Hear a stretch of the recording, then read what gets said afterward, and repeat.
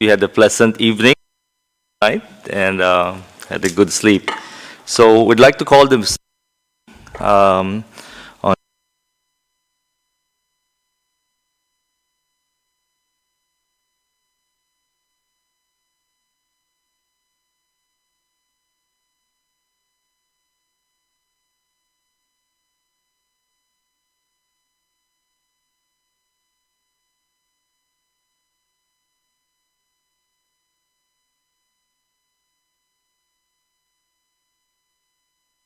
of the Department of Science and Technology of the Republic of the Philippines.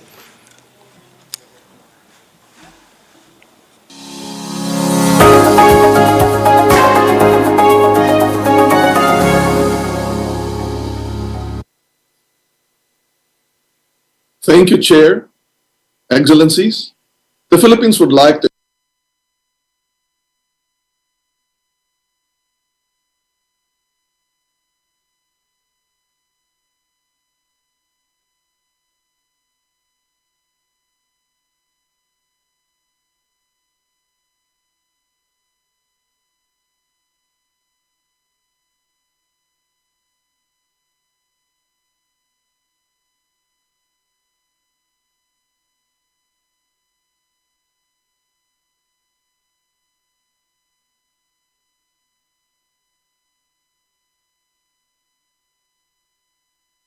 in Asia and the Pacific that recognizes that SEI are critical in the pursuit of sustainable development and are among the key driving forces of implementation of the 2030 Agenda.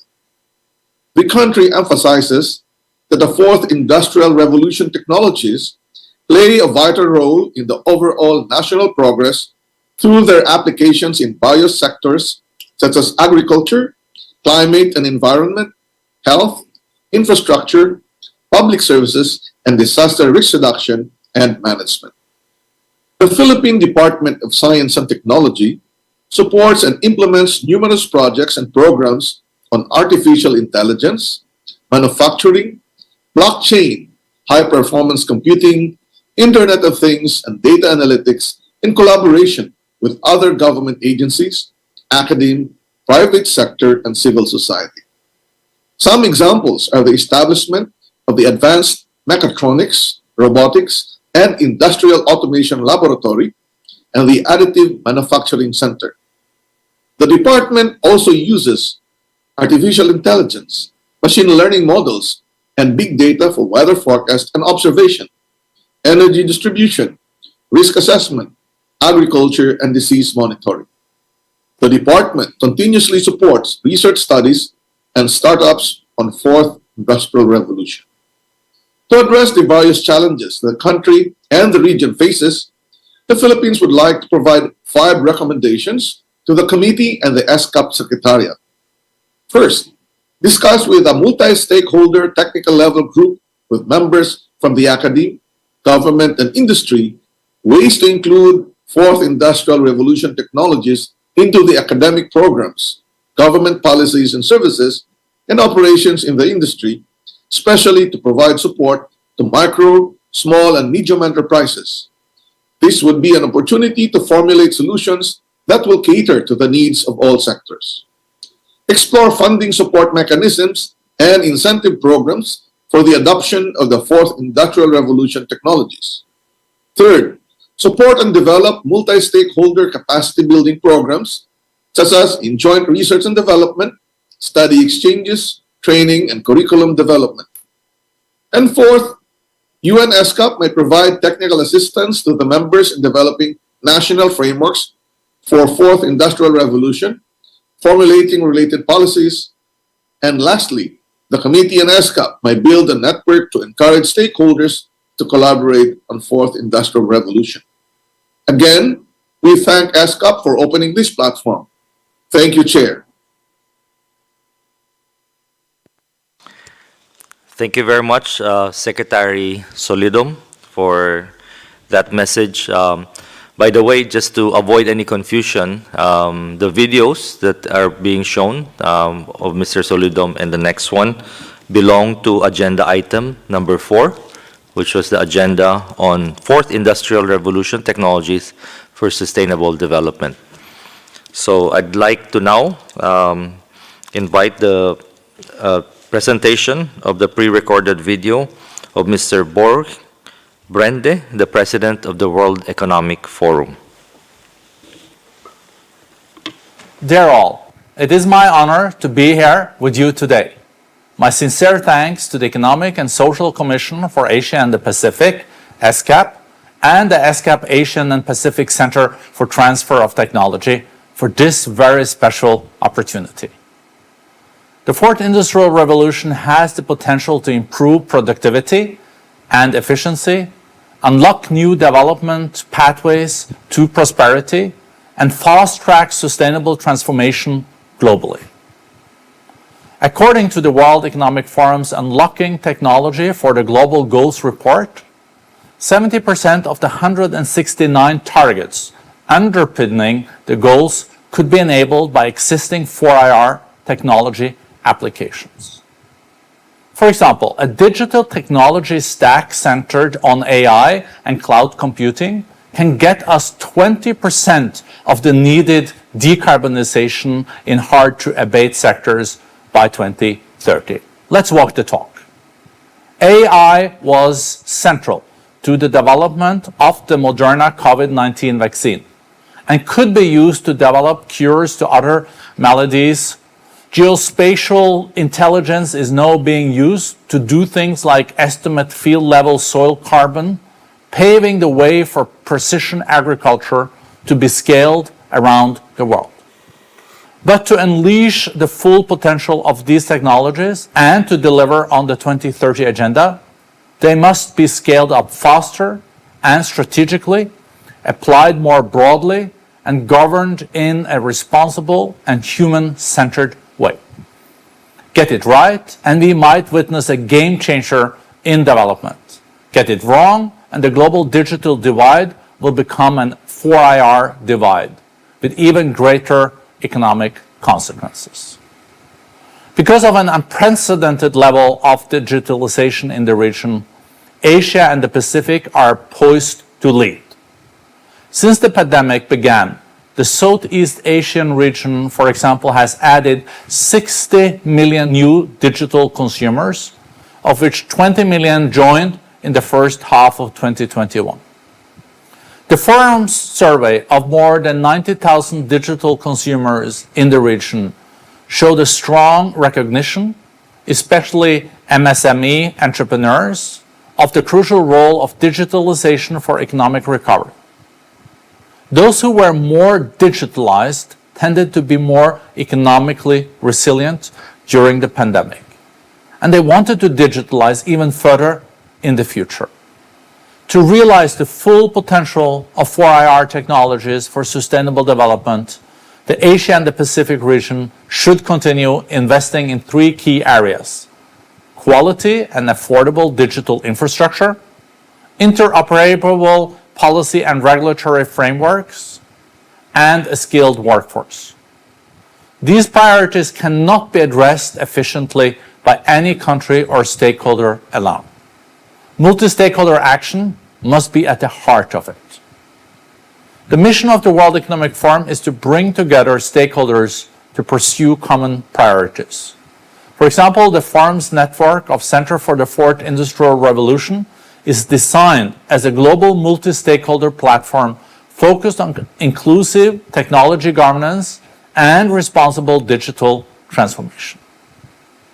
Currently, the World Economic Forum have 16 centers globally, including the centers in San Francisco, Tokyo, and Mumbai.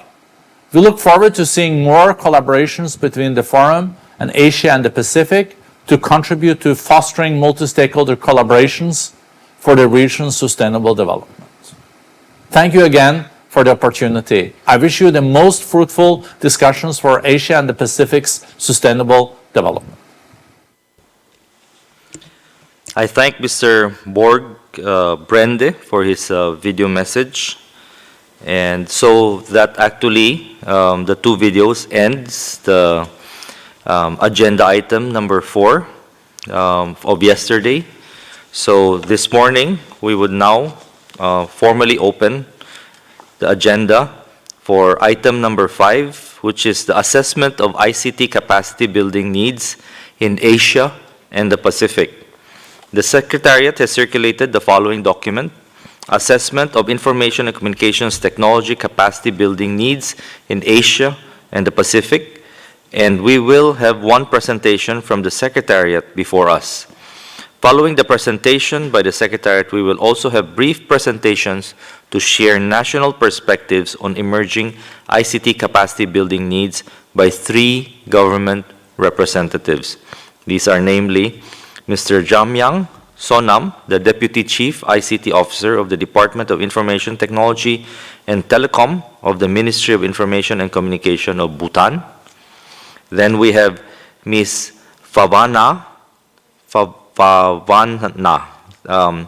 Dongbopa, Deputy Director General, Cabinet Office, Ministry of Technology and Communications of Lao, and Mr. Andrew Toimoana, Director of the Digital Transformation Department, Prime Minister's Office of Tonga.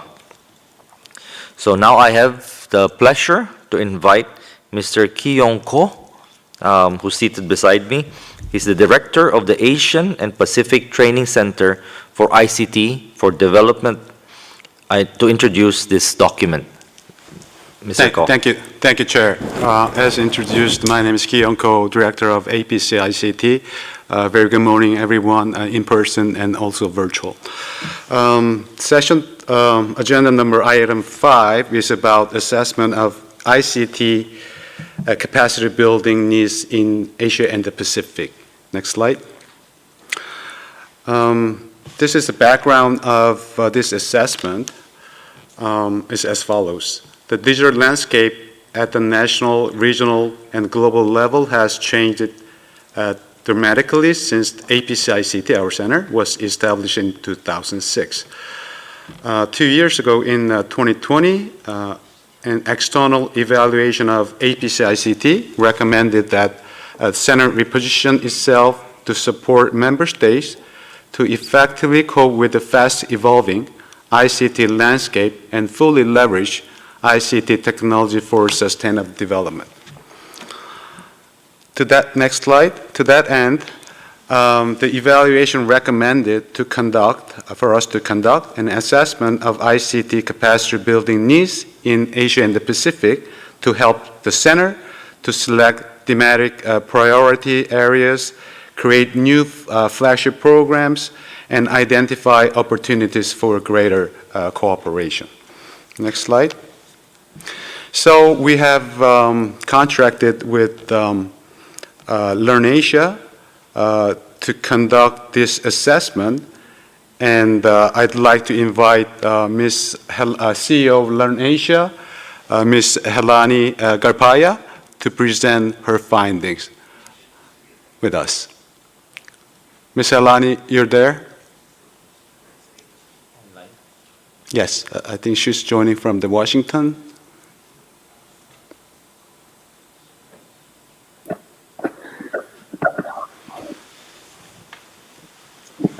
Good morning. Thank you, Mr. Ko. Am I audible? Yes, we can hear you. Thank you. Thank you. Thank you, Mr. Ko and distinguished delegates. It is a pleasure to join you remotely. Next slide, please. Keep going. Thank you. So we focused on, in consultation with APC ICT, on 19 countries to do our assessment. We ensured we had good regional coverage across the ESCAP member states, took into account special needs countries such as small islands and landlocked countries that have special challenges when addressing digital connectivity and capacity. We included lower and lower middle income countries and some upper middle income countries. The countries are here for you to see. We also chose to benchmark some of the activities in these countries and against and to learn from some of the others who rank well on the UN e-government survey, such as the Republic of Korea, Singapore, Australia, Japan, China, and New Zealand. Next slide, please. As Mr. Ko pointed out, we carried out 3 types of activities in order to arrive at the recommendations. One was actually looking at what's on paper. So we examined the English language policy documents narrowly as well as broadly related to ICT and ICT capacity building. So 144 different policy documents were reviewed across the countries that we selected. We also looked at other regional organizations as well as a deep dive into APC-ICT's current course offerings. The second method was a survey. This was a core component of this, where APC-ICT's member organizations were surveyed on a structured questionnaire online or on Microsoft Word, but all remotely done, on what their priorities and what the assessment of their national capacities were. We then followed up with key informant interviews, where a few of the people who we already surveyed, but a lot of other people, including regional, international experts, some of the leaders who run the APC-ICT, use APC-ICT material in their teaching, the academies, as well as our network of experts in the region. We did long one-on-one interviews. Next slide, please. In doing all of this, we came up with this framework, which we've sort of finally arrived at throughout this engagement. And this is looking at capacity building from a country's point of view. And as you can see, the 2 big components are, there are different focus areas. Those are the columns that you can see, and the targets of the capacity building. So let me just at a high level cover this. There's still clearly an interest and a need for digital government related capacity building. In fact, that is a very high priority need. There's also the digital infrastructure. It's no longer necessarily about just simple connectivity, but higher order connectivity and high speed broadband and 5G rollout, for example. Then there are a series of focus areas related to different sectoral applications, as you can see on the slide. And these really depend on the country. For example, there are countries that focus on agriculture, education, healthcare, most of all, many who focus on climate change and so on. So improving those sectors with ICT.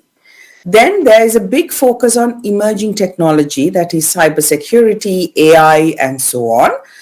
And finally, there is a particular focus on empowerment of target groups using ICT. For example, the youth and employment, small medium enterprises, or women. In the needs for capacity building, there are 2 levels.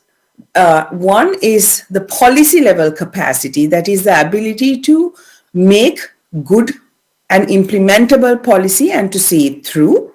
And at another level, there's technical level capacity. This is not that APC-ICT should be offering necessarily technical level capacity, but when you look at a country's needs, this is what came out of our study, that there is a need for both of these, the high level, policy level, as well as technical level. Next slide, please. So we got all this information together and we thought any long-term strategy and content and flagship content that is offered by APC-ICT should take into account today's needs, that is based on existing capacity and existing policy priorities, but also tomorrow and the next 5 years needs. That means we needed to look at future demand and future capacity building needs and what are the future policies coming on. So in the desk research questionnaire and the structured interview, we looked at all of these, so took into account current and future priorities and came up with our recommendations. Next slide, please. Ms. Galpaya, will you be able to wrap up in? Yes. Thank you. Yes.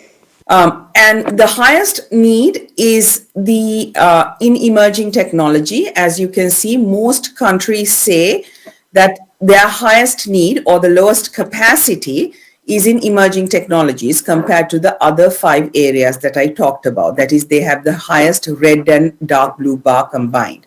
Next slide. And you can see in the document under each of the categories, there are some priorities identified. There are many, like 10 or 20, but under digital government, there is a need for e-government policies. Under digital infrastructure, there is the hard infrastructure of enabling 5G and internet backhaul and spectrum, and also public key infrastructure and other trust and security enabling activities. Emerging technologies we already talked about related to transactions, cloud computing, IoT. Empowerment of target groups was a priority. Next slide, please.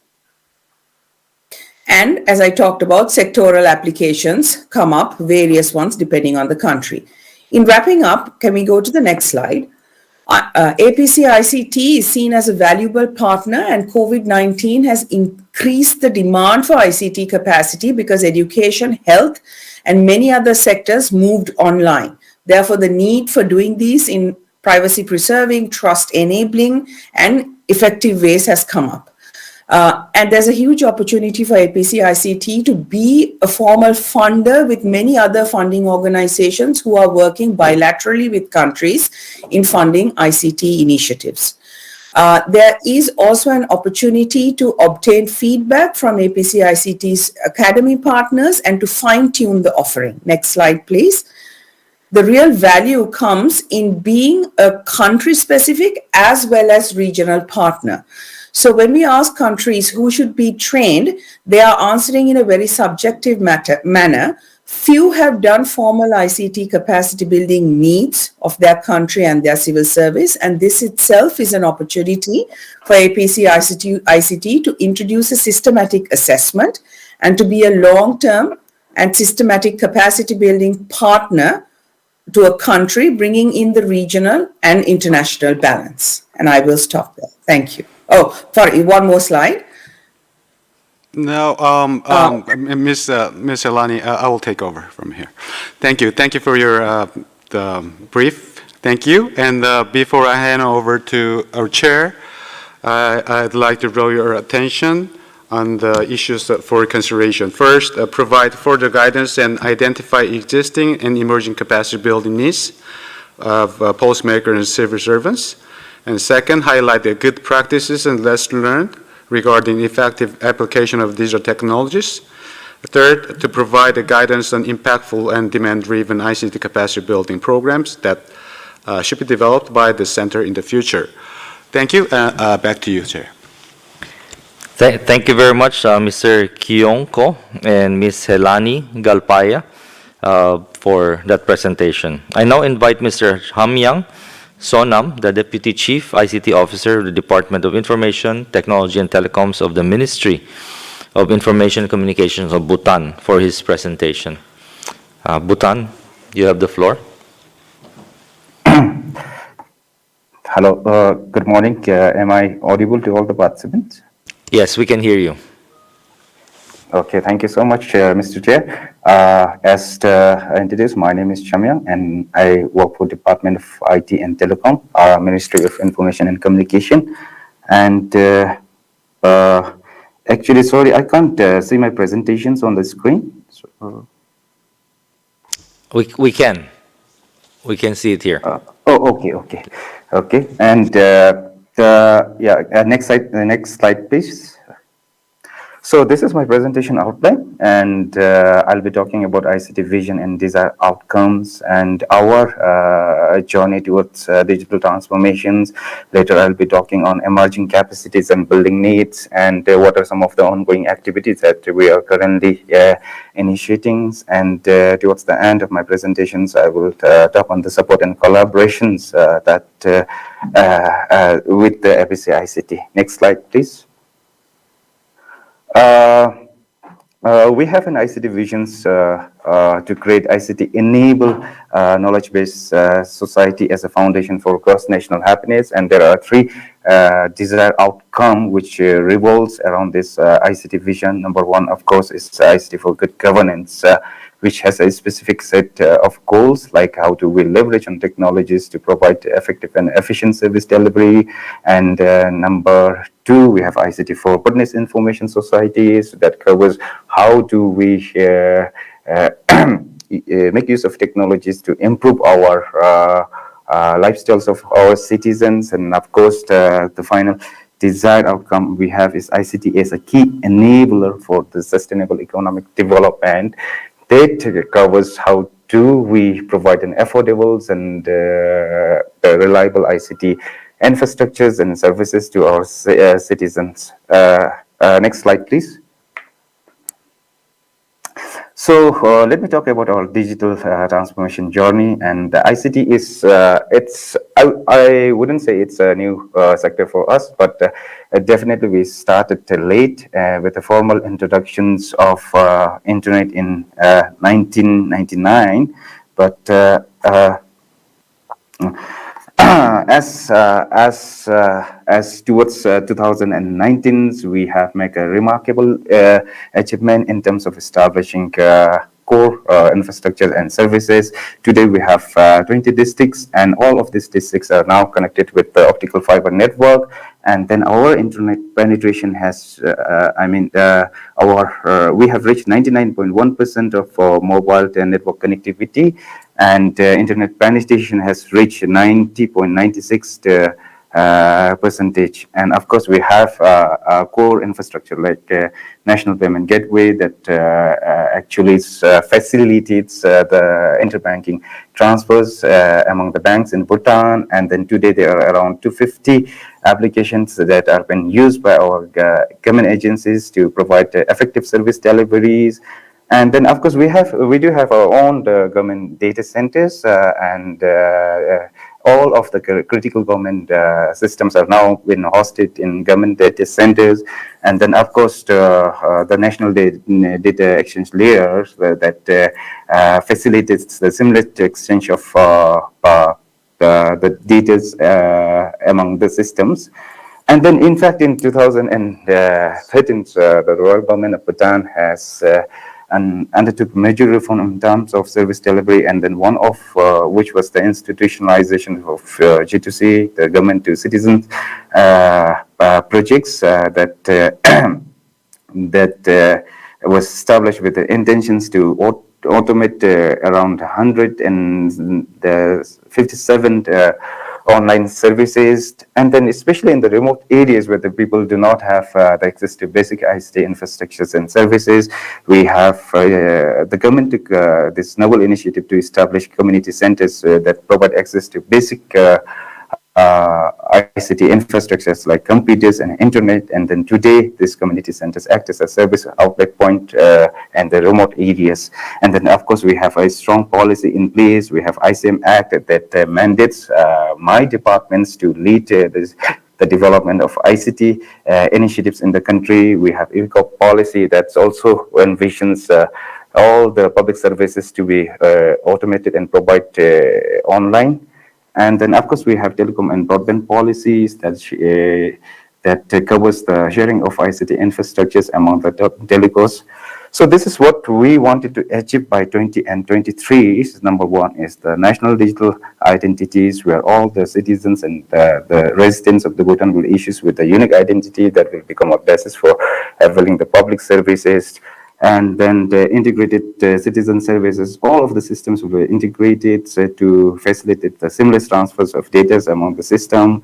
And then towards the digital schools, we are developing the learning management system for students and then the teachers to enhance the qualities of education in Bhutan. And then, of course, we'll also developing education management information systems that will act as a single source of truth for education-related information. And then all of the government agencies will also be connected to the GovNet, which is a dedicated network for the government agencies. And then if you look at towards the right and the purple color, we have this ICT capacity and capability developments, which I will speak in the next slide, please.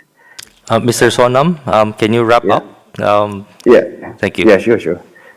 So these are some of the emerging, these are some of the areas that we have identified based on our consultative workshops with our private sectors, government agencies, corporations, and the local government officials. Number one is emerging technologies. In areas of emerging technologies, we're looking at artificial intelligence, machine learning operation, IoT, and then blockchain. Of course, cybersecurity is very important for us as we embark towards the digital transformation journey. So these are areas: the cloud services, digital forensic, and then the malware analysis, mobile securities are some of the areas that we're looking in the cybersecurity tech. And on the application side, we have been conducting trainings on DevOps, microservices, and then with expansions of our network, we also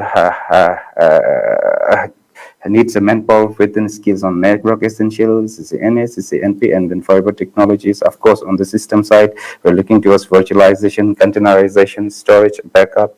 And then other thing is that the digital literacy trainings in order to enhance the ICT adoptions by the citizens. Next slide, please. Thank you very much, Mr. Sonam, for your presentation. We need to give the others enough time. Oh, sure. Thank you. Thank you so much. I'd like to remind all presenters, you have 5 minutes so that we are able to provide time for everybody to speak. So I will call you out if it's near the time that you're allocated. So we'd like to now invite Ms. Pavana Dongbopa, Deputy Director General of the Cabinet Office of the Ministry of Technology and Communications of Lao, for her presentation. She'll do it online. Ms. Dongbopa, you have 5 minutes. Thank you. Very good morning, to Chair, and very good morning to colleagues both online and also on the physical. Thank you for having me. So my name is Pavana Dongbupa. I'm representing the Ministry of Technologies and Communications on behalf of Laos and Ministry of Technology and Communication. I will be very brief. And if you have any question or discussion, then we can also have discuss at the end of my presentation. So next slide, please.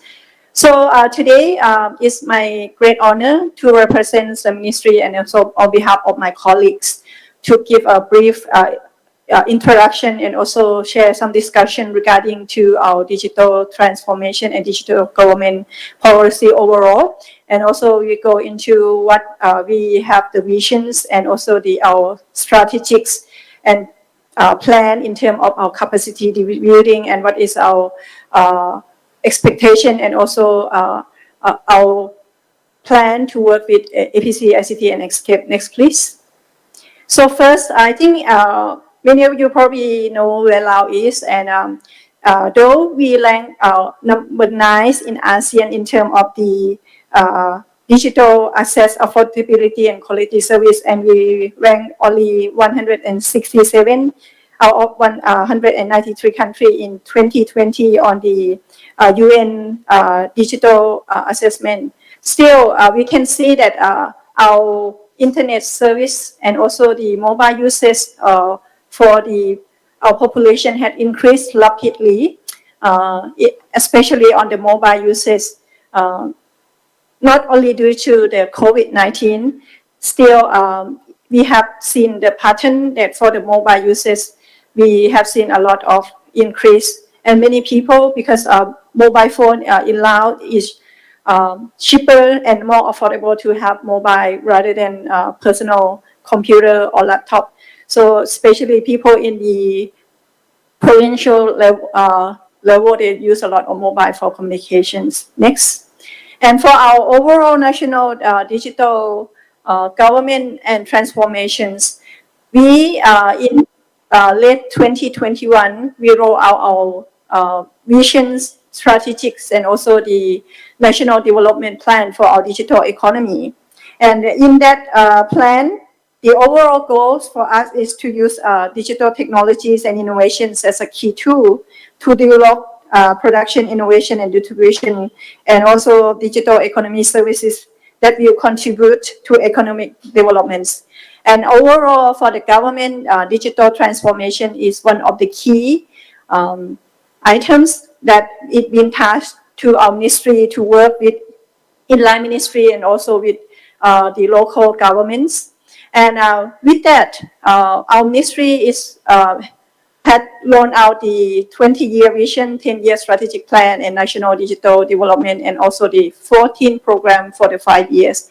And in this plan, one of the key items, like always, that we have put human resource development and digital skill as part of the key highlight and key item that are in our strategic and priority. Next, please. And in this, to support the digital government and transformations, we, from the study and also from the assessment, for your information, we also have recently launched the digital maturity assessment of the Lao PDR that been conducted by UNDP in the cooperation with UNDP. And in those findings, of course, there's many key items that identify, and digital skill and digital development and digital education is also part of the recommendations. And our target for the government, we would like to have at least 3% of the total ICT workforce so that it can be contribute to our economy. And also, of course, just like many countries and also many of the government, we also try to support and create environment for the SME so that there's innovations and all the requirement not only being burdened by the government, but with the partnerships with the private sector as well. And for the government, for the ministry, we have in the preparation, we have the ICT Institute, and also we in the work with the cooperation with many stakeholders to roll out many of the training and also skill training that related to ICT. And also, we also have the ongoing work by the e-government center that they also go to provide training for the government offices in the central government and also provinces regarding to the digital transformations applications that we had been developed and encouraging the governments to use. Next, please.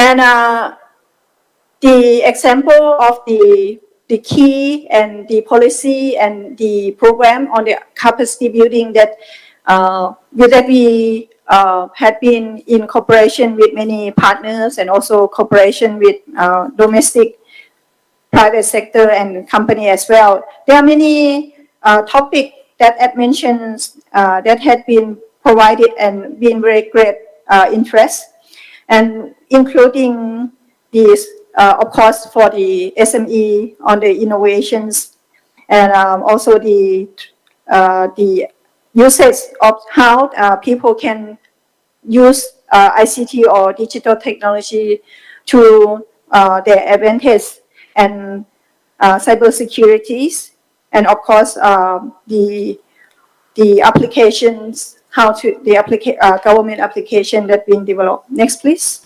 Ms. Dompova, I think your time is almost up. Can you just Okay, thank wrap you. up So I quickly? think that's pretty much, I can wrap that up. So the key strategy for the government is on the digital transformation.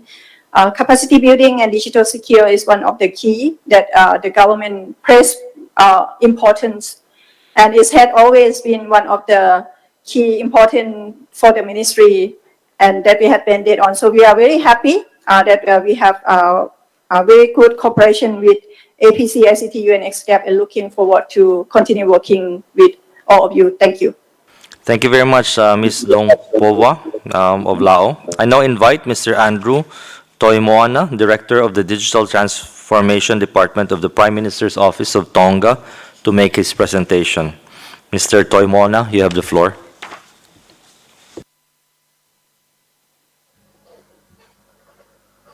Thank you, Mr. Chair. Distinguished delegates, ladies and gentlemen, I'm honored to present to you today the case of capacity building needs in Tonga.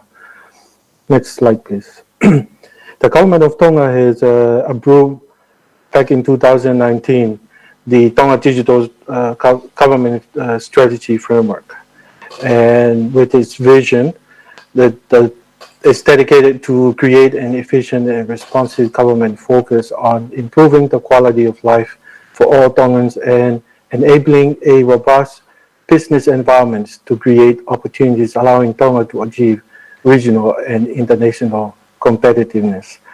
With those vision, there were 5 goals: implementing a digital government across all government agency and activities, advance digital inclusion for all Tongan, strengthen government and efficiency, promote data sharing and e-service oriented information system architecture, and lastly, with the enhanced citizen engagement. Next. Our strategy has come out with, was based on 10 principles that is shown here. First of all, is security, connectivity, interoperability, probability, innovation, accessibility, and customer focus, standardizations, redundancy, and also holistic approach, whole of government. And with those principles, we have developed a few legislation and also some legislation that is underway. Some of them because we are currently working on implementing our digital ID. So we are currently reviewing our amendment for Birth and Death Marriages Registration Act, also amendments to the National ID Card Act, and also we have approved a cybersecurity framework, but we are drafting a cybersecurity bill. Also, there is a cybercrime bill on the way, together with data protection and privacy bill. With the frameworks, we have approved several framework, including the enterprise architecture framework, cybersecurity framework, and also cloud first framework that governs all our developments. Next. Some of our emerging capacity building needs at the moment, we have recognized that when we move on with the transition to the digital transformation, we have identified some cultural changes and change management needs that needs to be done throughout the government as well as the public. Also, we need to have some policy developers to cover those emerging technologies, as well as we make the data greatly available for the stakeholders. We need to have some trainings on data analytics, and also we have identified that there's a great need also for for the cloud computing, as well as the services from the cloud. As the government have owned a government cloud data center, so we are pushing all our services from there. Next. At the moment, we are partnership with the Government Public Service Commission in delivering a ICT trainings to all the civil servants. Also, we also engage with ITU on providing trainers for ICT and cybersecurity training through some third parties. We also partnership with APNIC in providing technical training as well as cybersecurity training. And also we conducted some internal training on policies and frameworks. Next. So I'd like to conclude with some urgent needs that we would like some assistance with. We like to recognize the important and the great needs for change management and training on behavior with people on how to accept the shared services, as well as cultural changes relating to digital transformation development. We also need some technical training on open source platforms and visualization platforms, as well as needs for technical training on web developers, on online services, and of course with cybersecurity trainings. I believe that's the last slide. Thank you very much, Mr. Andrew Toimoana, for your very on-time presentation. I now have the pleasure to invite our distinguished delegates to share your views and comments on the agenda item for today. We have first on our list from the Republic of Korea. You have the floor, Korea. Thank you, Chair. Excellencies, distinguished delegates, and participants. The Republic of Korea would like to appreciate the APC CICT's effort to identify and respond to changes in the ICT capacity building demand of member states following recent changes in the digital environment. Since its establishment in 2006, the APCICT has contributed to Asia-Pacific ICT capacity building through human capacity building, training programs, and policy-oriented support. APCICT's flagship programs have been effectively contributed to the enhancement of competencies of ICT policymakers and the next generation leaders. Also, the Wi-Fi program is expected to contribute greatly to the attainment of SDGs through the enhancement of women and girls' ICT competencies in the Asia-Pacific region. In order to operate programs to reflect the needs of the rapidly changing era of digital transformation, APCICT needs to upgrade its programs and modules and establish new ones. In this sense, the result of this assignment of the ICT capacity building needs in Asia Pacific can be very timely and useful. Based on the priorities areas presented in the evaluation results, it can help APCICT to set up future focus priorities, thus meeting the needs of member states.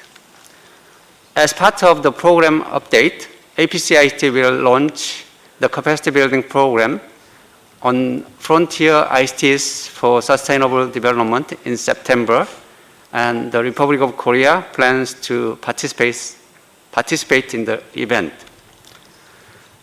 As the host country of APCICT, the Republic of Korea has been providing support for APCICT projects and activities in terms of physical, financial, as well as human resources, and will continue to provide support. In regard to APCICT's next steps and activities, we expect ESCAP Secretariat members and associate members to voluntarily and actively participate to respond to the ever-increasing ICT human capacity building needs in the Asia-Pacific region. Based on the active participation and support of ESCAP Secretariat members and associate members, we look forward to the cooperation and support of APCICT's activities to contribute to the strengthening of ICT capacity building, not only in the Asia-Pacific region, but also around the world in the future. Thank you for your attention. Thank you very much, Korea, for your inputs.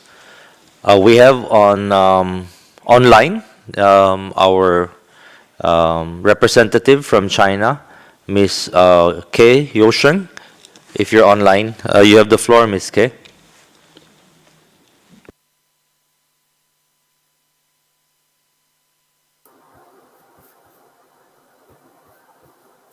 Thank you, Mr. Chair. My apologies, Mr. Ke is occupied otherwise, so may I speak on behalf of him? My name is Geng Yun, Assistant Permanent Representative China to ESCAP. 谢谢主席先生。近年来，信息通信技术飞速发展，传统与非传统挑战交织，亚太各方信息通信技术能力建设需求多样且不断发展变化。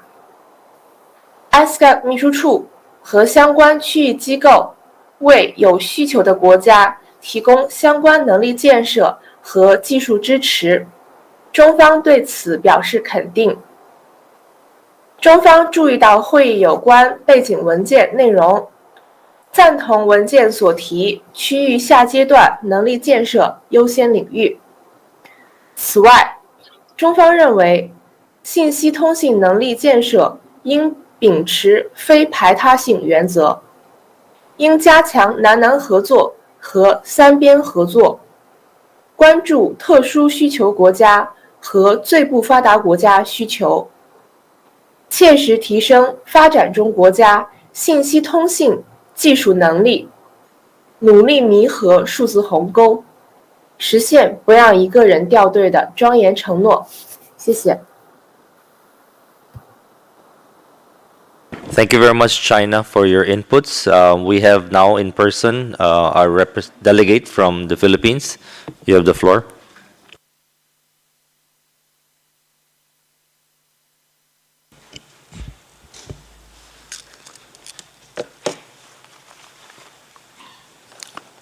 Thank you, Mr. Chairman. Your Excellencies, ladies and gentlemen, good morning.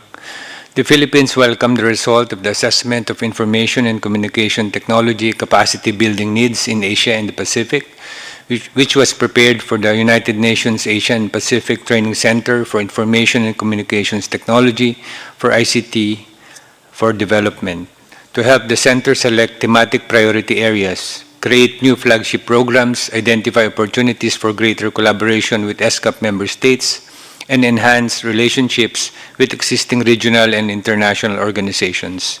The Philippines has taken note of the top 7 prioritized topics for capacity building, which are 1. National e-government policies related to the delivery of government services, 2. ICT and healthcare, 3. Incentivizing and enabling infrastructure investment and rollouts such as for 5G, national and international backhaul and spectrum. Number 4, ICT and agriculture, fishery and livestock. Number 5, ICT and education.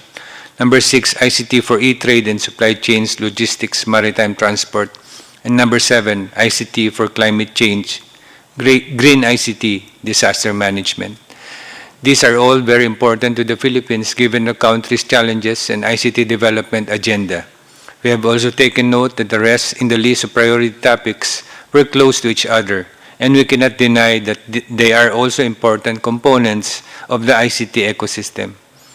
There were issues that were provided in the report for discussion in the Committee on ICT, Science, Technology, and Innovation, such as the committee's further guidance and identification of capacity building needs of policymakers and civil servants, highlighting good practices and lessons learned on effective application of digital technologies and provision of guidance on impactful and demand-driven ICT capacity building programs.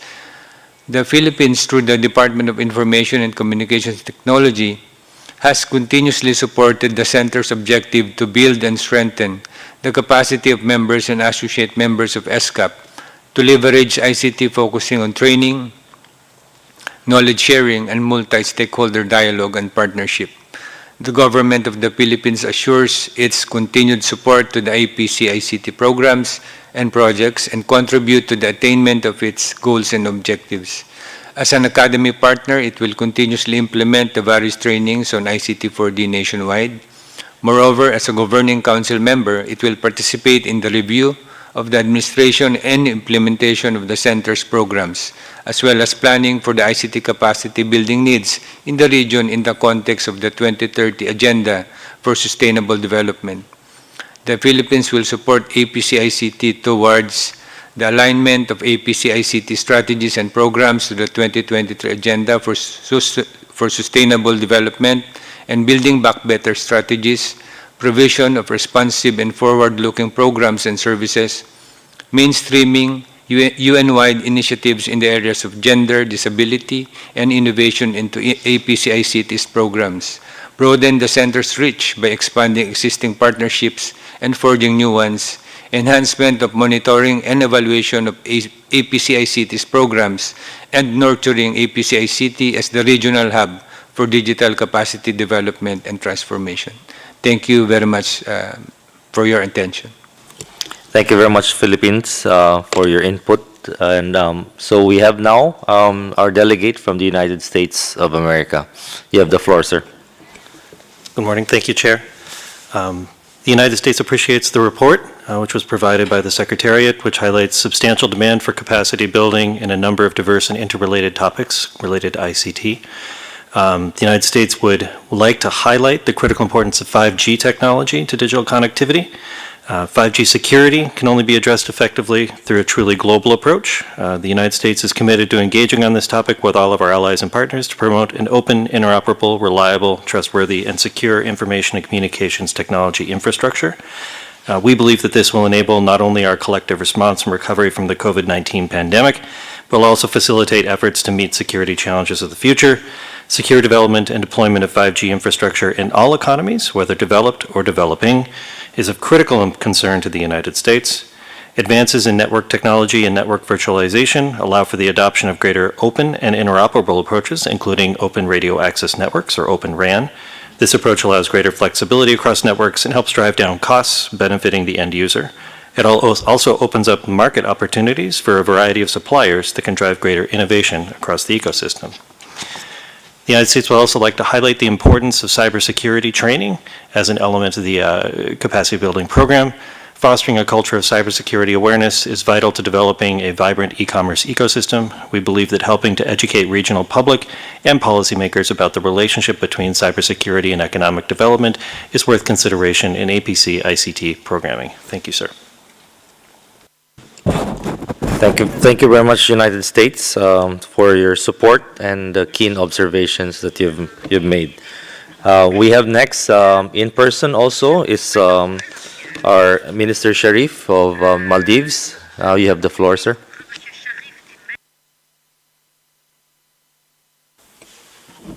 Thank you, Chair.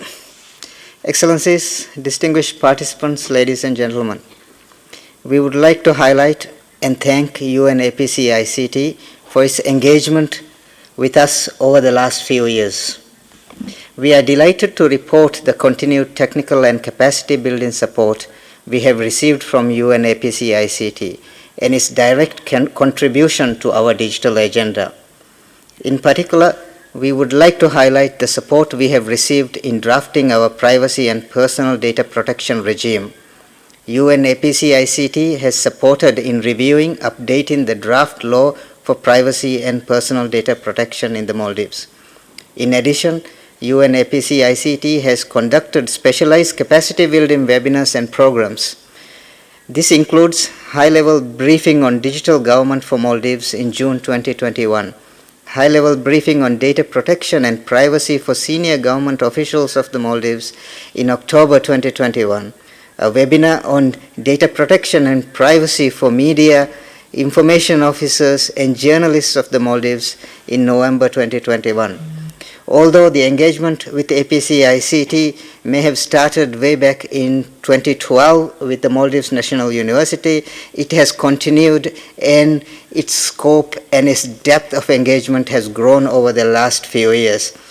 In addition, UNAPC ICT continues to support our ministry through invitation to a number of its capacity building programs, including the program on the introduction to digital government leadership for senior level officials of the Maldives in 2020.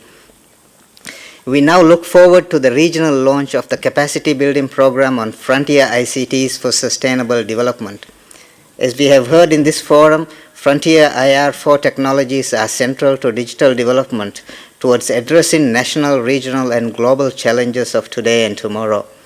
We note the gracious invitation to our ministry to this event and confirm our commitment to work with UNAPC ICT with this program and its future event. We also note the wonderful programs UNAPC ICT has with respect to building digital leadership in government, but also in women in ICT, and now increased engagement in climate change, adaptation, and mitigation digital technologies. Therefore, we would like to thank UNAPC ICT and its director, Keong, and his team for their continued support to the Maldives and our ministry. Thank you. Thank you very much, Minister Sharif, for your inputs. And our last for today is online from Bangladesh. The delegate from Bangladesh, you have the floor.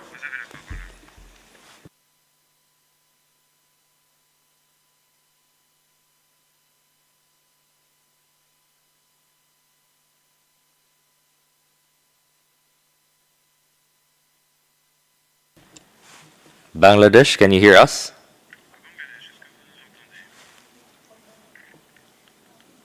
Mr. Amin?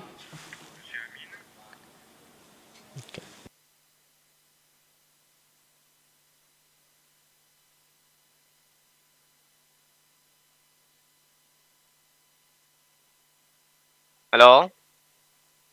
Yes, go ahead, Hello. Mr. Amin. Okay. Excellencies, ladies and gentlemen, good morning from Bangladesh. This is Mohammed Khairul Amin, Additional Secretary, ICT Division, Government of Bangladesh. At first, I would like to extend our sincere thanks and gratitude to UN ESCAP for the assessment of ICT capacity building needs. I'm sure that the findings of this assessment will be helpful for the member states to prepare their future plans in ICT. The government of Bangladesh has taken several steps, particularly in the area of policy level and technical level. In policy level, there is ICT Act, Digital Security Act, Digital Security Rules, Government of Bangladesh Information Security Manual, Cyber Security Strategy, Digital Forensic Guidelines, Draft Version, and ICT Act 2018. Sorry, ICT Act, ICT Policies 2018. The government is considering to update ICT policy to address the issues regarding fourth IR and emerging technologies. There are some other strategies has already been developed. These are a national strategy for robotics, national Internet of Things strategy, national strategy for artificial intelligence, national blockchain strategy, and digital certificate interoperability guidelines. So there are other strategies, guidelines, and policies are in the process of formulation and in drafting process. So from the findings from the assessment, there is another area which is technical level.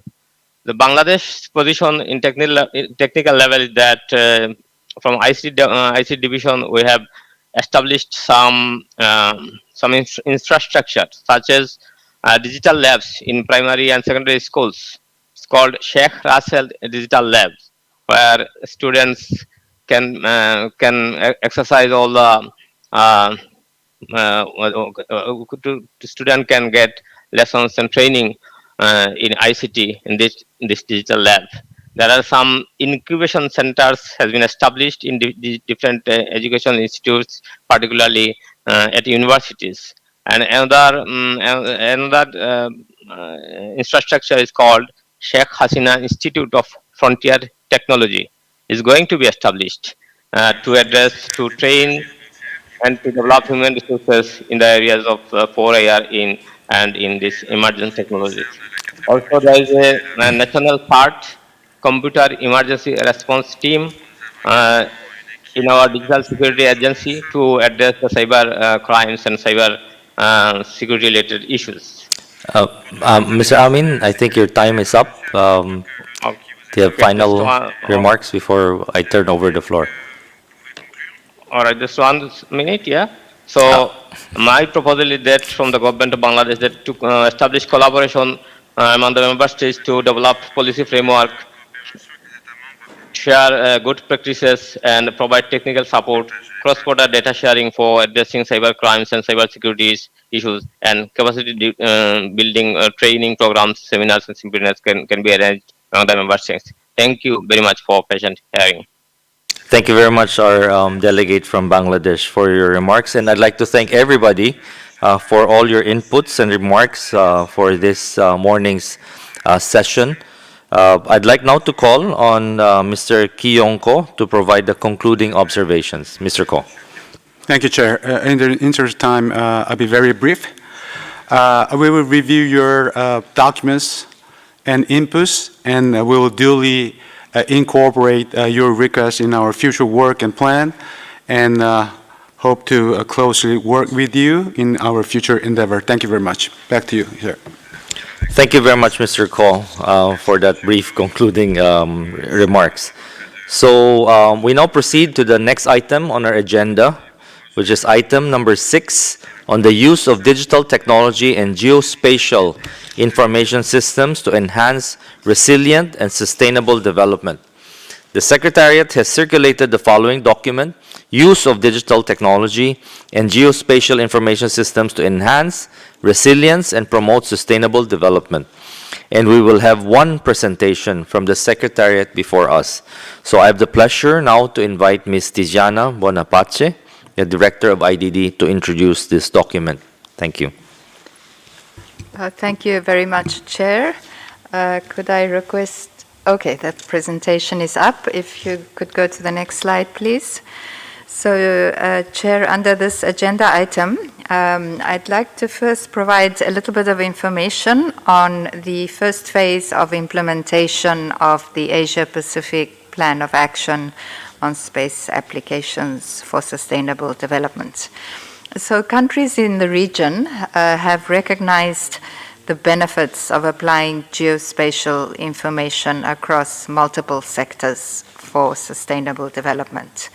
And the first phase of implementation has promoted the adoption of such applications across the 6 thematic themes of the plan of action.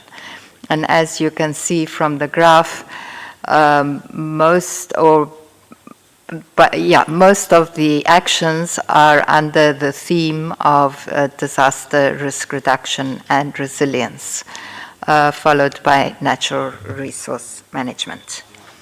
Next, please.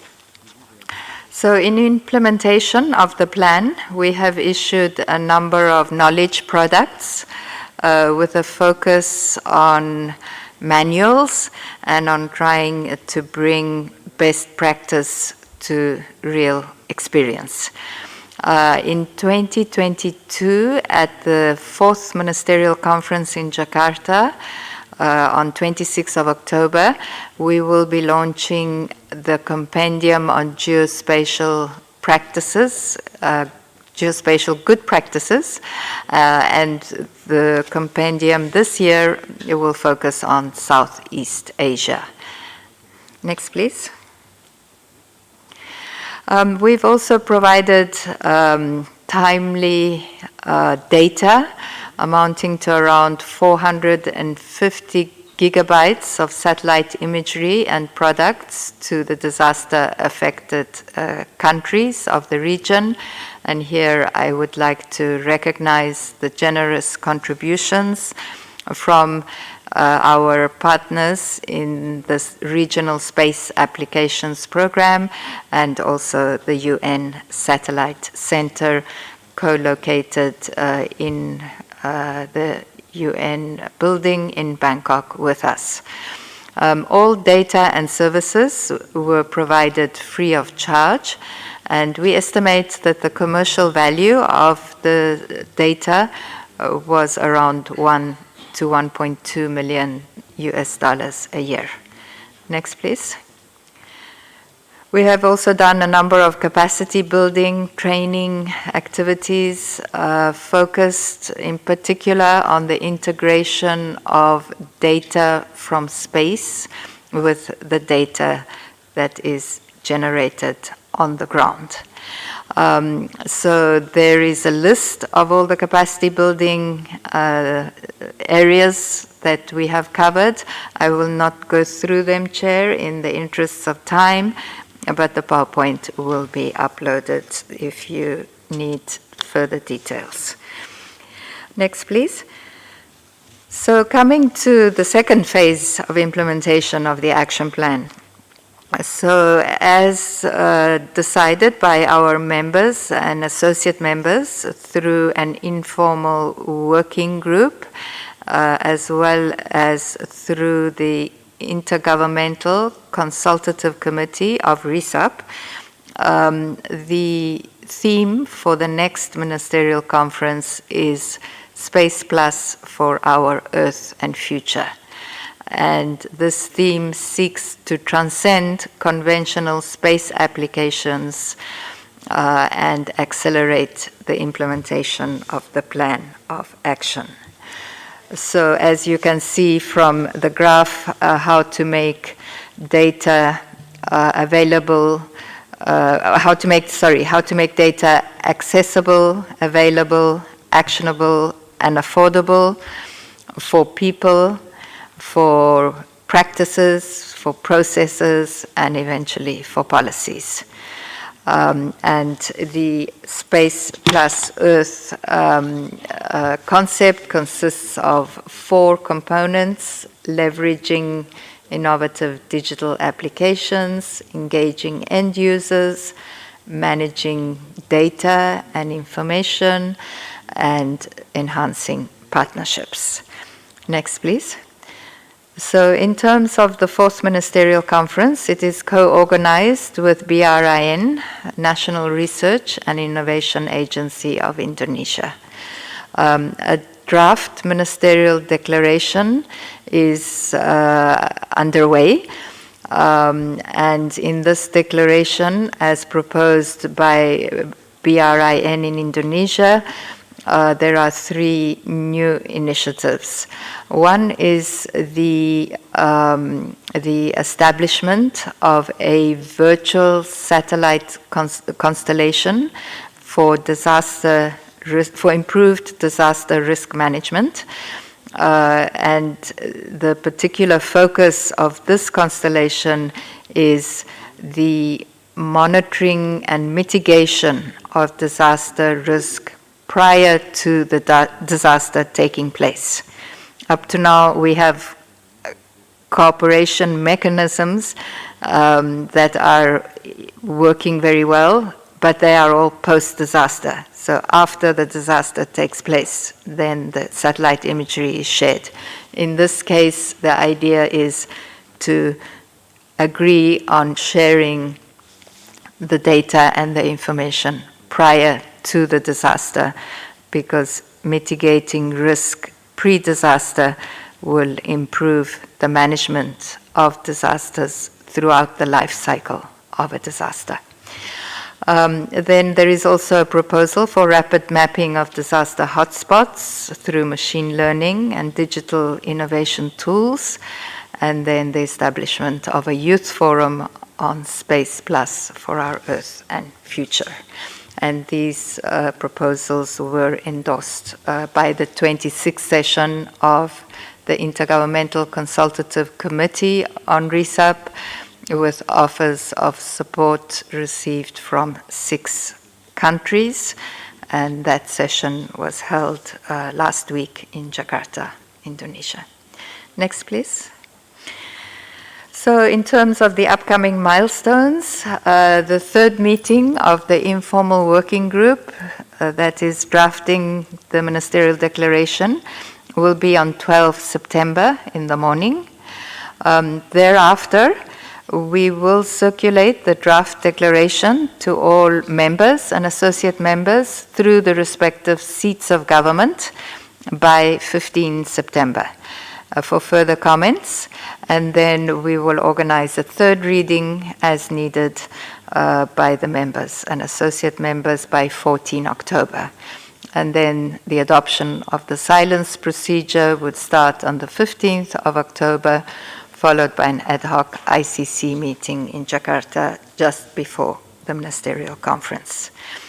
Next, please. So for matters for consideration by the committee, so the committee may wish to discuss the above recommendations and submit them for further consideration at the 4th Ministerial Conference. And then the committee may wish to guide the Secretariat on the current and future work and consider how to increase access to digital technologies and innovations, to strengthen the contribution of space applications, mindful of the growing use of geospatial information and digital technologies in the region, and the very big potential that these new applications can have for sustainable development. Thank you very much, Chair. Thank you very much, Ms. Tiziana Bonaparte, for your very enlightening presentation. I now have the pleasure again to invite all the distinguished delegates today to share your views and comments on the agenda item, and I would like to open the floor for those interventions, first from the members and associate members of the committee, and then to observer countries and organizations. Do we have, okay. We have online from Indonesia, Professor Dewayani Sutrisno. Professor Sutrisno, you have the floor.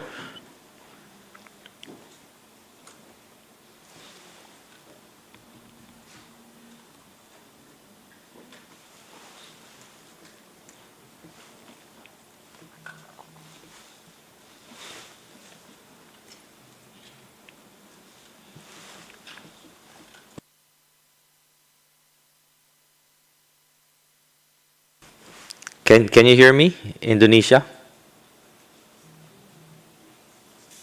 Okay.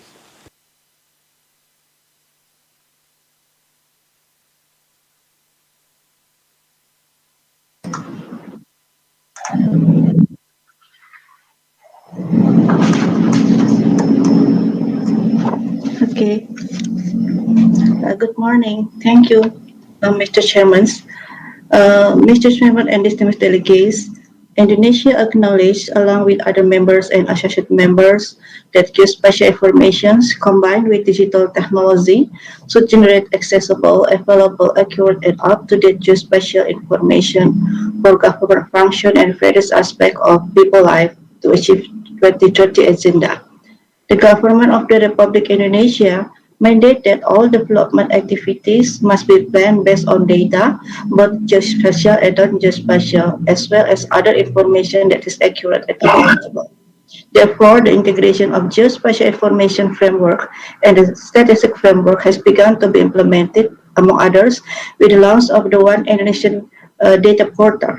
Prior to this, Indonesia had established a One Map Policy geoportal, a portal that integrates the national portal of ministries and institutions related to geospatial information. As our experiences, the successful development of an integrated geospatial information framework required capital, which necessitate qualified government institutions, advanced and up-to-date research and technology, excellent geospatial information human resources, and a strong and independent industry. This capital must be supported by standards for the implementation of geospatial information, financial resources, and harmonized policy and regulations. Indeed, we recognize that significant barriers to digital technology adoption remain at the regional and national level that we need to improve. Distinguished delegates, Indonesia underscored the members and associate members of ESCAP have acknowledged the advantages of implementing an integrated geospatial framework. The first phase of the plan of action resulted in the application of a wide range of space technology in the 6 priority thematic areas, with significant progress has been made in Indonesia. We support the Secretariat in implementing Space Plus Our Earth and Future Phase 2 plan of action, and will contribute to regional cooperation initiative for flood and wildfire disaster risk management and youth engagement. Indonesia appreciates the Secretariat and member of the Informal Working Group for preparing the 4th Ministerial Conference on Space Application for Sustainable Development on October 26, 2020 in Jakarta. As chair of the Informal Working Group, we will work closely on the draft Ministerial Declaration and Conference result. at the 26th Intergovernmental Consultative Committee ICC sessions on 18 to 19 August 2022 in Jakarta, ICC members agreed to conference an ad hoc scientific advisory group with experts from China, India, Japan, Philippines, Sri Lanka, Thailand, and other members who may wish to join proposed regional initiative to assist Indonesia in the further development technical detail of the virtual constellation of satellite for disaster risk management, rapid mapping, and youth involvement. Indonesia committed to prioritizing R&D collaboration and human resources capacity building through integrated geospatial information platform focusing on flooding, flood fire, and natural resources to support SDGs. Thank you. Thank you very much, Delegate from Indonesia. We have next, also online, our delegate from Sri Lanka, Mr. Sana Panawanaje. Mr. Panawanaje, you have the floor, Sri Lanka.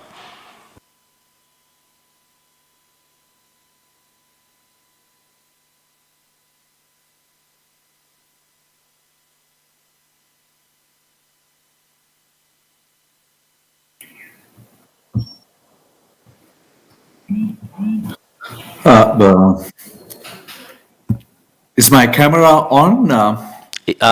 We don't see the camera, but we can hear you, Sri Lanka.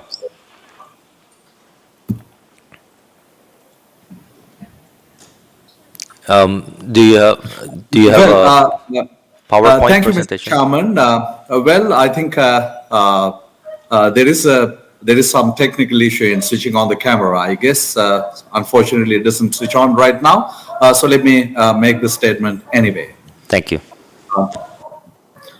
Mr. Chairman, the increasingly important role of space technologies and geospatial information systems and the potential of their integrated use together with other new and emerging digital technologies in realizing SDGs with enhanced resilience, as reflected in the title of the current agenda item, is well recognized by Sri Lanka. And our national policies on development are being increasingly informed and guided by such growing recognition. Mr. Chairman, Sri Lanka strongly supports the Asia-Pacific Plan of Action on Space Applications for Sustainable Development 2018-2030 as a unique, needs-driven, inclusive, overarching framework for ensuring optimal harnessing of the potential of space technologies and applications in the region's quest for achieving the SDGs and their targets. And Sri Lanka is highly pleased with the achievements made so far in the implementation of Phase 1 of the Plan of Action from 2018 to 2022.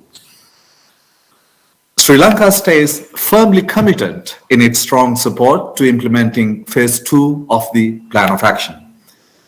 We strongly recognize the importance of integrating the conventional applications of space technologies and geospatial information systems with the potential of new and emerging digital technologies, including artificial intelligence, big data analytics, cloud computing, Internet of Things, and drones, etc., in optimal harnessing of their great synergetic potential. In the meantime, we also recognize the importance of engaging a broader spectrum of stakeholders, including youth, in leveraging their potential in the attainment of SDGs. In this context, Mr. Chairman, my delegation strongly supports the theme Space Plus for our Earth and Future proposed by ICC on RESAP as a highly prudent and effective theme for the 4th Ministerial Conference on Space Applications for Sustainable Development. As for the 3 specific regional cooperation initiatives proposed by Indonesia, this was mentioned in the presentation by Director Tiziana Bonaparte as well as our distinguished colleague from Indonesia. In the interest of time, let me simply and summarily express that we also strongly support all 3 of them. Mr. Chairman, I'm also pleased to share with this committee the contributions that Sri Lanka has been making in this process. Sri Lanka functioned as the vice chair of the Intergovernmental Committee that drafted the plan of action and functioned as the chair of the Intergovernmental Consultative Committee on RESAP during its 21st, 23rd, and the 25th sessions that intervened during formulation of the plan of action and implementation of its first phase. Sri Lanka is also currently functioning as the vice chair of the informal working group on preparations for the 4th Ministerial Conference.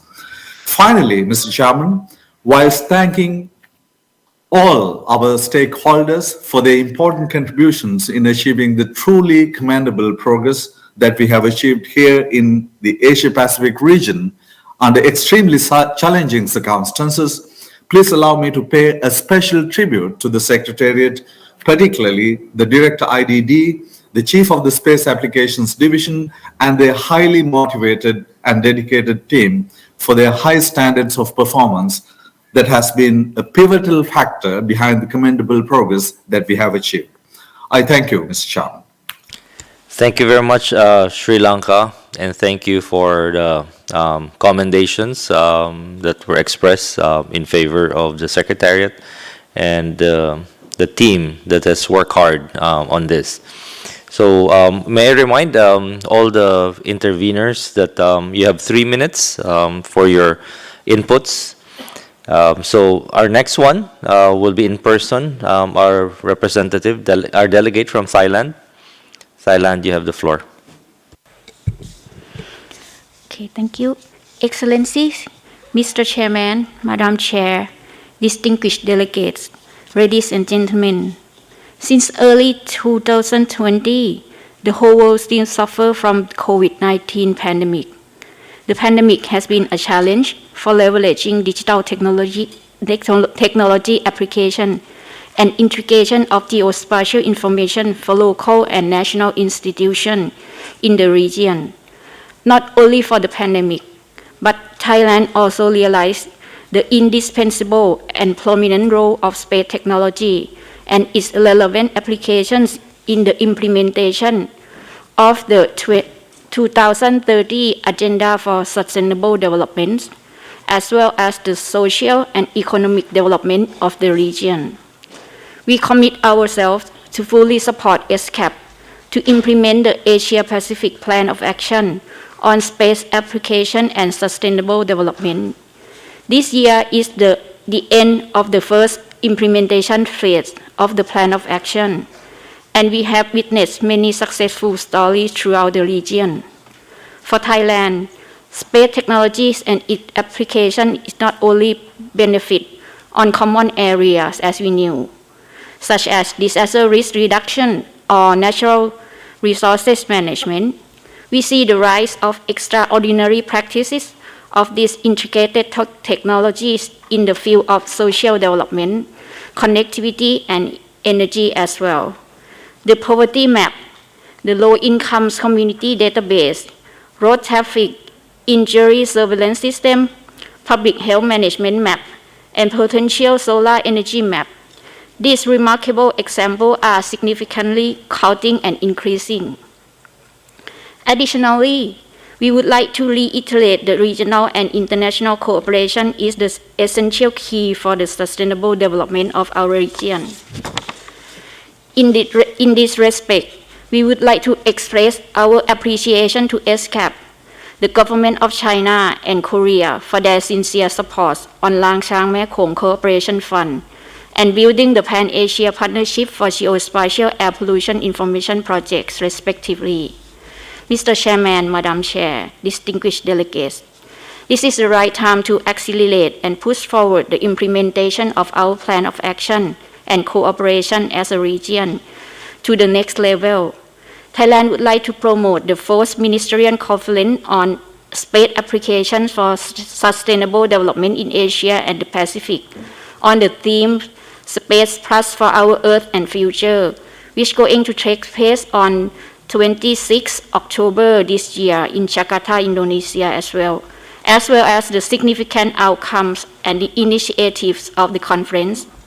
We encourage ESCAP member states to take actions to go beyond the traditional applications of space technologies and geospatial information for sustainable development and to leverage the innovative digital application, engaging youth, and enhance collaboration. Together, we are capable to bring out the greatest benefit of technology and reach our ultimate goal through the safe, secure, and sustainable Asia-Pacific region. Thank you for your attention. Thank you very much, Thailand, for your valuable inputs. Online, we now have the delegate from China. You have the floor, China.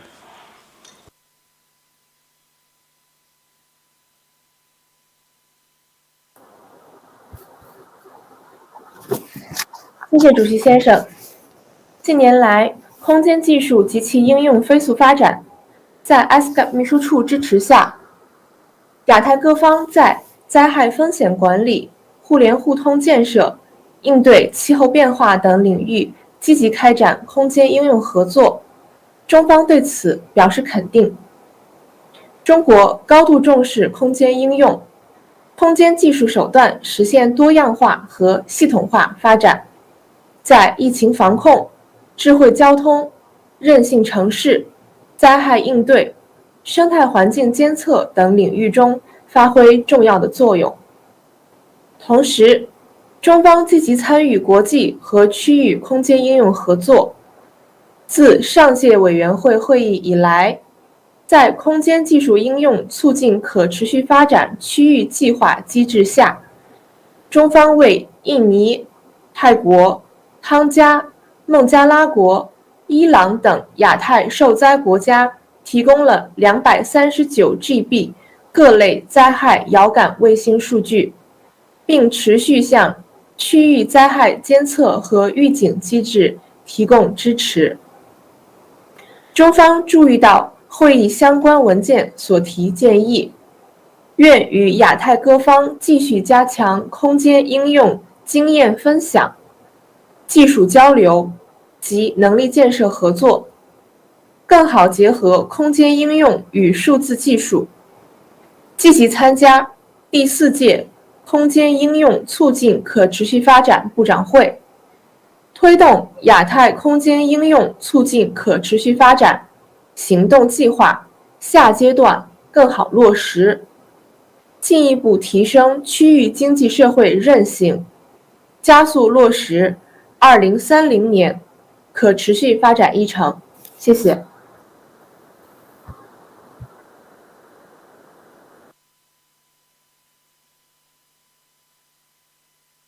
Thank you very much, China, for your inputs for this morning. Our next intervener would be from the Philippines. The Philippines, you have the floor. Thank you, Mr. Chairman, Excellencies, and distinguished delegates.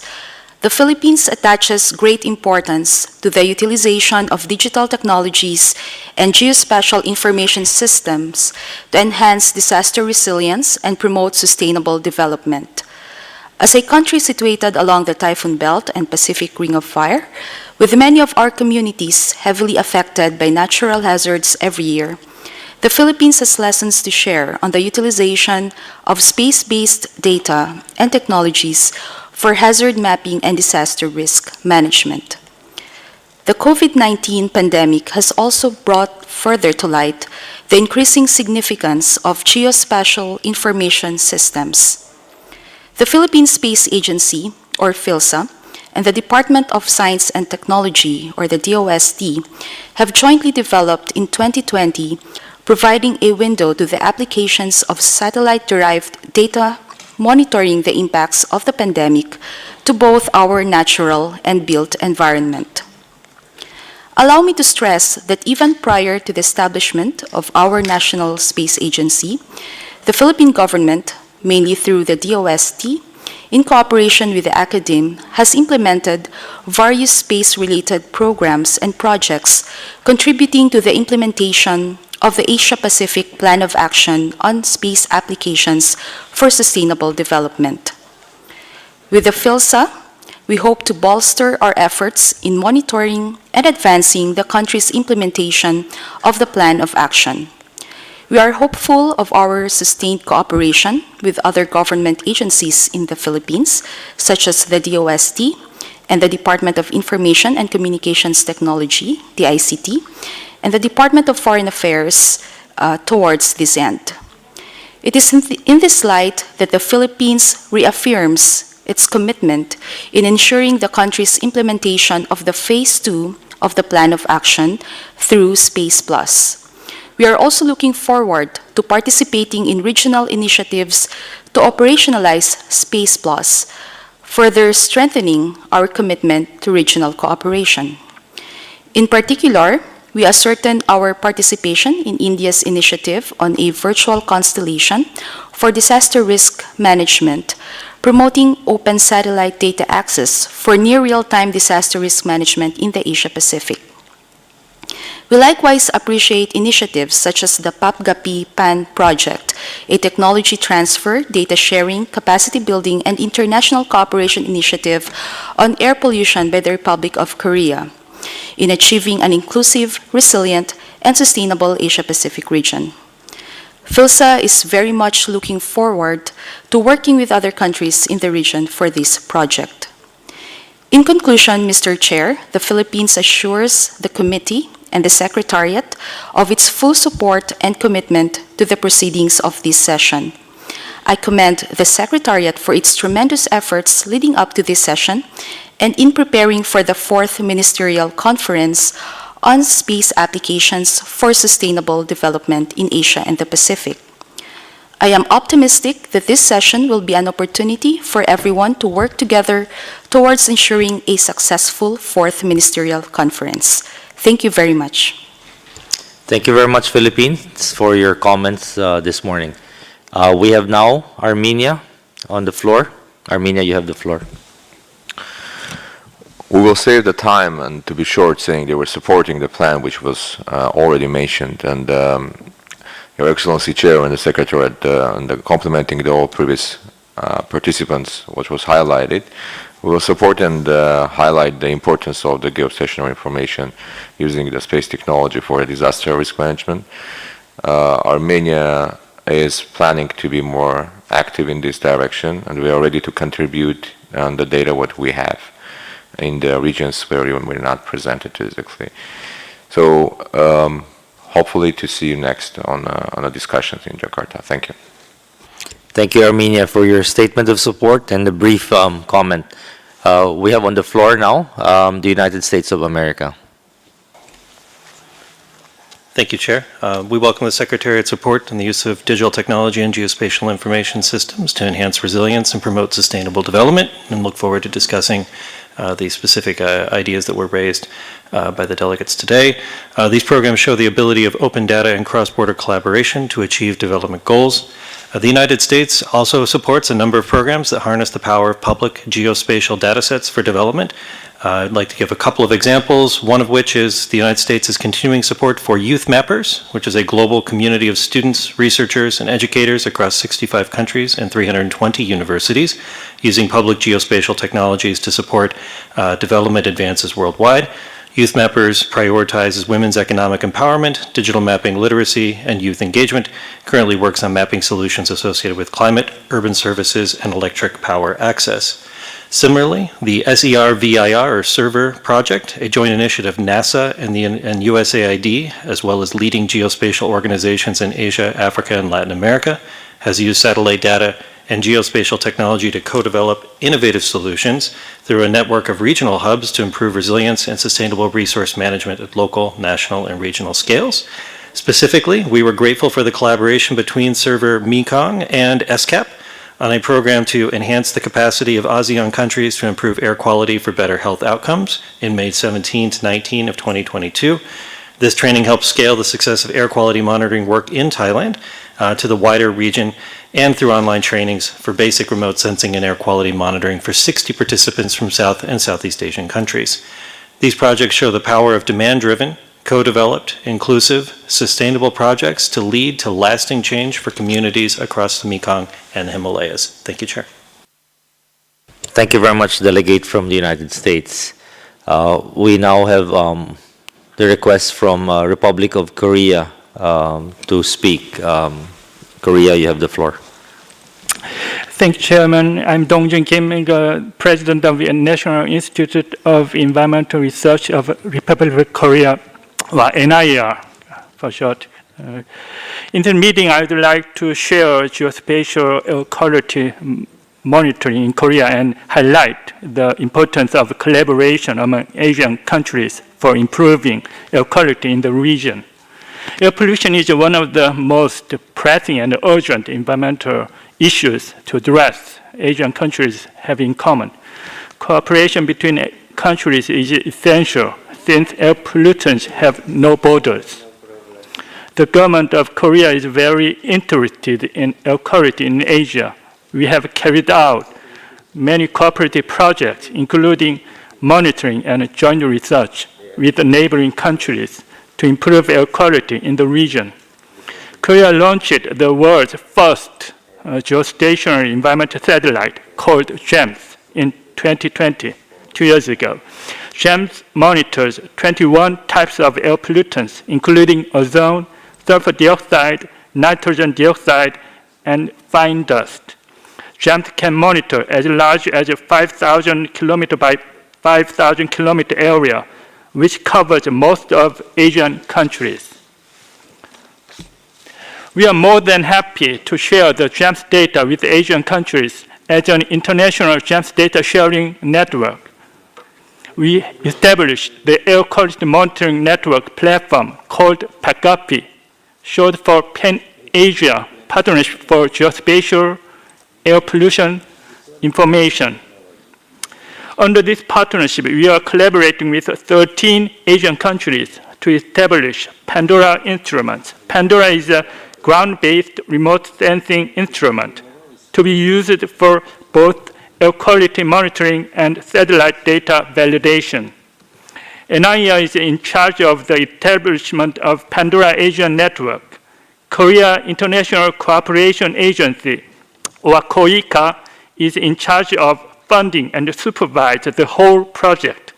And the UN ESCAP is in charge of delivering capacity building programs for young scientists. Just 2 months ago, in June, last June, in Korea, NIR and UN ESCAP carried out a capacity building training program on GEMS and Pandora instrument on air pollution and management for young scientists in the region. As an international air monitoring cooperation, Korea also conducts an international joint air quality monitoring program from 2020 to 2024 with the participation from the United States, Europe, and Asian countries. It aims to validate the GEMS observation data and identify the cause of air quality deterioration in the Asian region. We are now planning to launch 2 more satellites in years to come. One is a low Earth orbit compact satellite for observing greenhouse gases aimed to launch in 2027. And another is a next generation environmental satellite as a successor to the current GEMS satellite. We are planning to launch this next generation GEMS in 2030. This next geostationary environmental satellite can monitor greenhouse gases and air pollutants at once. The government of Korea is more than willing to have active and close cooperation with Asian countries, and we will make all out efforts to support each country to address air quality issues in the Asia-Pacific region together. Thank you. Thank you very much for your inputs, Korea. We have now in person also our speaker from Cambodia. Cambodia, are you still going to give your inputs? Yes, good morning, Excellency Chair. My intervention is not on this section, that's why I want to stop, but okay, let me to say a few what I can say. I just would like to provide information about Cambodia. We so far Cambodia have developed the policy for economic and society policy framework and digital economic policy. Also, we already have the new draft of National Digital Development Policy. This one relating to the digital technologies. And on the framework of that policy, we have many activity project and action plan. This one is not enough for our activity and ongoing project. We still need capacity building, helping from the APC ICT. You know, the first one I would like to request to APC ICT. I think the APC ICT have to develop new module. This is my idea only. I want to have the new module of namely digital technology or namely digital transformation, something like that. This is just requesting only. Yeah. And the second one, I would like to ask to APC ICT to provide capacity building that not only for Cambodia, I think for every country needed. The first one is, for example, digital technology, big data, data protection, cyber security, fourth industrial revolution, artificial intelligence, Internet of Things, something like that. This is the new technology for digital technology. This is for my intervention. Thank you so much, Excellency Chair. Yeah. Thank you very much, Cambodia, for your input. Are there any more from the floor and from the delegates? If there are none, I'd like to open it also to the observers. Do the observers have any input or comments or interventions regarding this topic on geospatial information? Okay, so with that, there are no more inputs. I'd like now to thank all of you for all the remarks and all the comments that you've made. And I would now like to call on Ms. Tiziana Bonapace to provide the concluding observations for this morning. Thank you very much, Chair. So we had 9 interventions from our members, and I would like once again to sincerely thank the members for the very strong support for the work of the Secretariat in terms of geospatial applications. We have also noted with appreciation the offers of support that have been indicated by the statements. And we note also the reaffirmation by all members who spoke on the commitment to implement the second phase of the Space Action Plan through Space Plus for our Earth and Future, and also to participate actively and at ministerial level at the next ministerial conference, which will be hosted by the government of Indonesia. I also take the opportunity to express our very deep thanks and appreciation to the government of Indonesia for generously hosting the 4th Ministerial Conference. Thank you, Chair. Thank you, Ms. Bonapace, for the concluding remarks. And so we will now temporarily adjourn for our lunch break, and we will... Sorry, I think we can just go ahead to item 7. You want to finish it? Yeah, okay. I think we can finish. Yeah. Okay. Well, yeah, this secretary has mentioned to me that we can actually finish the agenda for the whole day. If you would like to continue, a few more minutes. So, okay, so why don't we move to the next agenda item, which is just other matters, which is agenda item number 7. Under this agenda, the committee is invited to take note of the following. The chair and vice chairs of the 4th session of the Committee on Information and Communications Technology, Science, Technology, and Innovation examined the credentials of representatives received by the member states in accordance with Rule 12 of the ESCAP Rules of Procedure. The Bureau noted that credentials have been received by a total of 27 member states and found them to be in order. May I take it that it is the wish of the committee to take note of the report of the chair and vice chairs?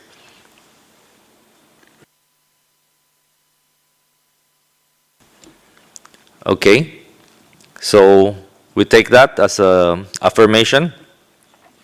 So thank you very much. I would like now to open the floor for any comments or interventions from members of the committee first, and then from the observers on the other matters. There being none? None from the people on the floor and online, and none from the observers. So, thank you very much then. Once more, I'd like to thank everybody for all your remarks on all the agenda items for today, including our last agenda, which was just taken up on other matters, agenda item number 7. So I believe Ms. Tijana Bonapace will have some housekeeping announcements before we formally adjourn. Thank you very much, Chair. So my announcement is with regard to the report of the committee.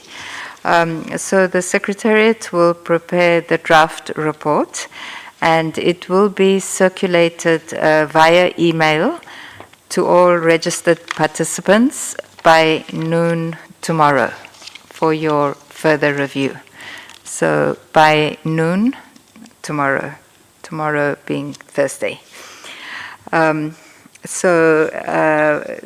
Please ensure that the Secretariat has your correct emails, and then please be on the lookout for the report by noon tomorrow.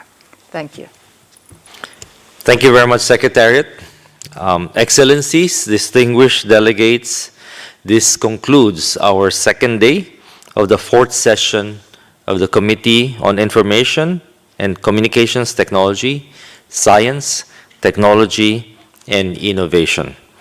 We will convene again tomorrow at 2 p.m. in the same venue. That's 2 p.m. Bangkok time for those who are online. This room, and under the same Kudo link, to resume our discussions on agenda item number 8, which is on the adoption of the report of the committee. So with that, under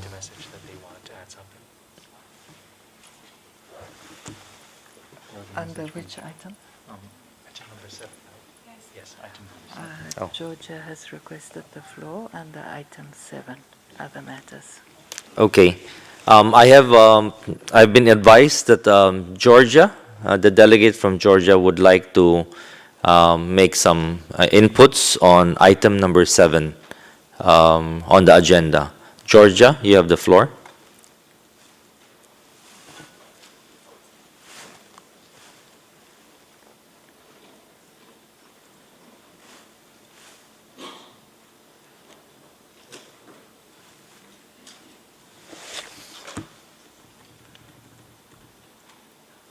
Are you able? Yes, we can hear you, Georgia. Hello? Yes, we can hear you. We Could can you hear see me? Yes, and we can see you also. Welcome. Welcome. I'm very sorry. I apologize because I had some internet problems for some delay. So, dear chairs, dear excellencies, distinguished delegates, good morning from Georgia. First, let me express my gratitude for giving me the floor and for inviting us, Georgia, to the Committee on Information and Communication Technology, Science, Technology and Innovation fourth session. I would like to shortly say on behalf of Georgia that we are fully support, share and admit all initiatives and action plans which were presented during these 2 days. And a few words about digitalization. The dynamic development of cyber-physical biological technologies of the fourth industrial revolution creates completely new challenges, radically change the paradigms at the level of economy, public governments, including e-governments, and social relations as well. The next formed is of COVID-19, further accelerating these trends. Digital transformation in response to challenges requires also rethinking of existing approaches and not only redesigning business processes but also transforming business models.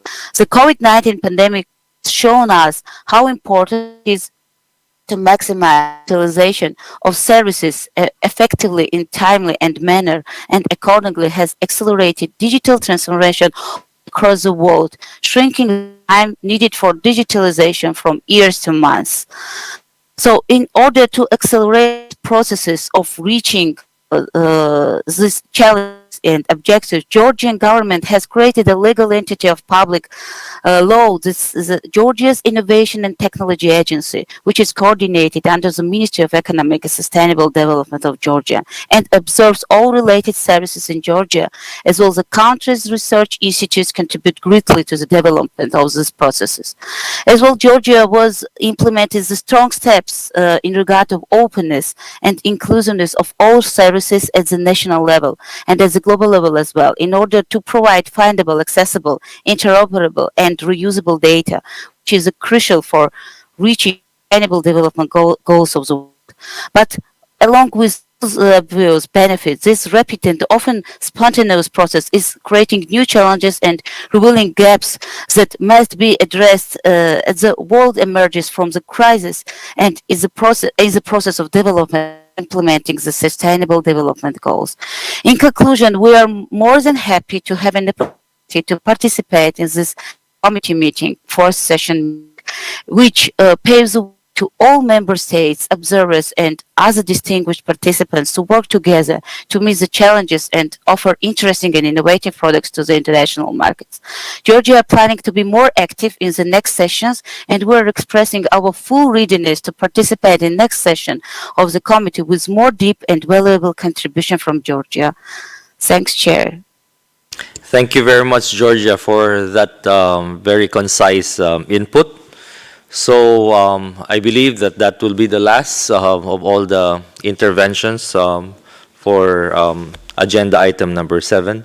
So I'd like to repeat, we will be concluding this second day of the fourth session of the committee, and we will reconvene at 2 p.m. Bangkok time tomorrow in this very room and through the same online forum that you've done over the past 2 days. And for our discussions for tomorrow will be agenda item number 8, which is on the adoption of the report of the committee. So have a good afternoon and enjoy your lunch. This meeting is adjourned. Thank you very much. You. That was 11:58. Just on time. The interpreters will be very happy.